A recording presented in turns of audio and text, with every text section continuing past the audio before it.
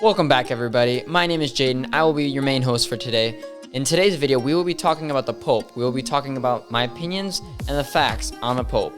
Thank you, and welcome back to our channel, Catholics Unfiltered.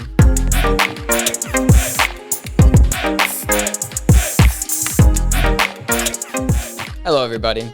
I'll be talking about the process it takes to become a Pope. Now, it is a very difficult process, but to get started, you have to answer God's call to become a priest. Now, priesthood is not for everybody. In fact, it's for very select few. Now, you would have to first enter the seminary, go through years of studying the scriptures, studying law, studying what it is to become a priest. And if you make it through this grueling process, you can then become a priest, which would be the head of your church. You would do sermons, you'd attend mass, you would do everything a priest would do. Now, if you want to move up the chain of command, your bishop could nominate you to become a bishop of a separate diocese. Now, once you become the leader of a diocese, you will be the head of many priests and their churches. Now, if you even want to get higher up in the chain, you could become an archbishop, which would oversee many dioceses and bishops and the people. You could be an archbishop of a city or an entire state if there's not many churches or dioceses. Now, to become a cardinal, the Pope would have to nominate you if he sees you fit to become a cardinal. Now, there are many roles of being a Pope. I would say the main role of being a Pope would be the spiritual and physical leader of the church. The Pope guides the church in the direction that God sees fit. He could help the church on moral matters or physical matters, whether that be financial, giving speeches, helping out the people in any way he can. He is Peter. He is the direct successor of Peter. God uses the Pope in any way he can. He is the instrument, the pencil of God on earth. Now, the Pope has something called papal infallibility. This means that whenever the Pope speaks on faith and morals, he is perfect in what he says, without error. Now, a lot of people, a lot of cradle Catholics, Protestants, or even non-religious people don't quite understand what this means. That means that when he speaks on scripture or he speaks on something, it takes years to process. He has to go through many doctrines. He has to consult with cardinals, and it's a long process. But a great example would be the Assumption of Mary, the Eucharist, God being fully human and fully divine at the same time. Now, many Protestants or even Catholics don't quite understand this. They think that whatever the Pope says is without error. It is perfect. Now, this is simply not true. The Pope can't go out and say, the Lions are going to win the rest of the games this year. I mean, we all know that the Lions are not going to win the rest of the games this year. They're pretty bad. But the Pope can't just go out and make a statement and it is perfectly infallible.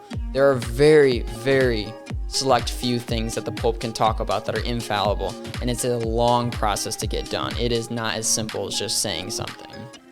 Now, recently, Pope Francis has been talking about many controversial topics.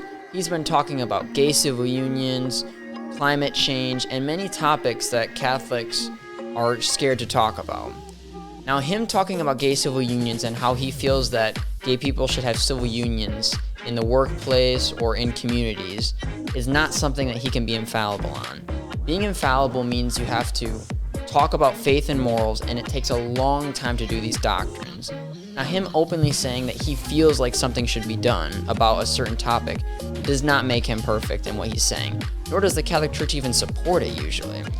The Pope can say whatever he'd like, but it doesn't mean that it's perfect. And for the most part, most Catholics disagree with the climate change and his gay civil union remarks. I mean, we don't agree with this, but that doesn't mean that we have to follow exactly what he says. He is our guide. He is Peter. He is the rock that God wanted to build his church on. And we should respect him above all. We shouldn't go around criticizing and blaspheming and doing all these things against the Pope. But that doesn't mean that we have to follow blindly what he says. He can say what he'd like, and I respect him. He is our Holy Father. After all, we should follow what he says. But that doesn't mean that he's right, because there's been so many anti-popes that have said very controversial things. But luckily for us, luckily for the Catholic Church, there hasn't been a doctrine that a pope has done that was infallible that we disagree with. Luckily for us, many comments like this can be thrown away or forgotten, hopefully, and that will not get put into doctrinal law. Now, lastly, I would like to talk about if I was the Pope. Now, granted, I don't even know if I'm going to become a priest. I've considered the calling from God, and hopefully and possibly one day I could become a priest, but that's for later. Now, if I was Pope, I would make soccer the official Catholic sport. Now, obviously, that's a joke. Obviously, a Pope can't go around telling people what he'd like for the church to do. Now, obviously, we have a guide, but if I were Pope, I would make the Catholic Church super hype, and it'd be awesome, and everybody would love to be Catholic. But for now, that's the end of our video. Thank you all for listening. Until then, Godspeed and God bless.